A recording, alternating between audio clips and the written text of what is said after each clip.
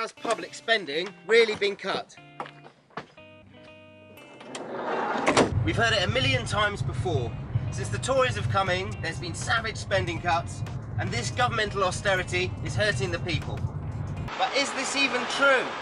Whilst it's certainly true that some government departments have reduced their spending, most notably the military, other government departments have increased their spending. And when we look at total government spending, which is a taxpayer is all that really matters, we can see that rather than falling, total government spending has actually been rising. This year, Osborne will spend around 732 billion. So what did the Labour Party spend in their last full year in office? Around 670 billion. Which means Osborne has increased public spending by around 10% in the last 5 years. The simple fact is, year in, year out, government spending has been increasing. Maybe not as fast as some people would like, but it is increasing.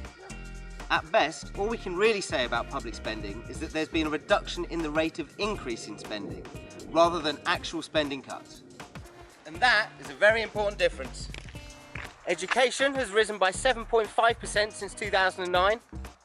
Healthcare up 11%. International development up 57%. Public service pensions up 235%. And come next year, MPs' pay will have risen 15% since 2009. And perhaps a special mention for the money that we pay every year to service our debt. In 2009 it was 28 billion, today it's 53 billion, a rise of 90%. In fact, if interest on the debt was a government department, it would be our joint second biggest department, which means we spend the same amount of money servicing our debt each year as we do educating our children.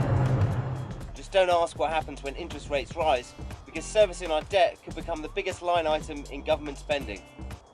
So where have the cuts been?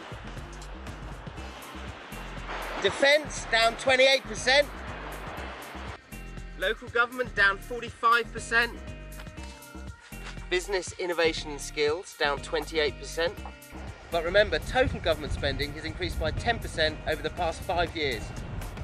But there has been tremendous austerity in the UK, it just hasn't come from spending cuts because there haven't been any.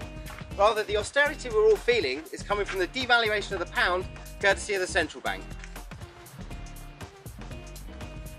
So what does all that look like?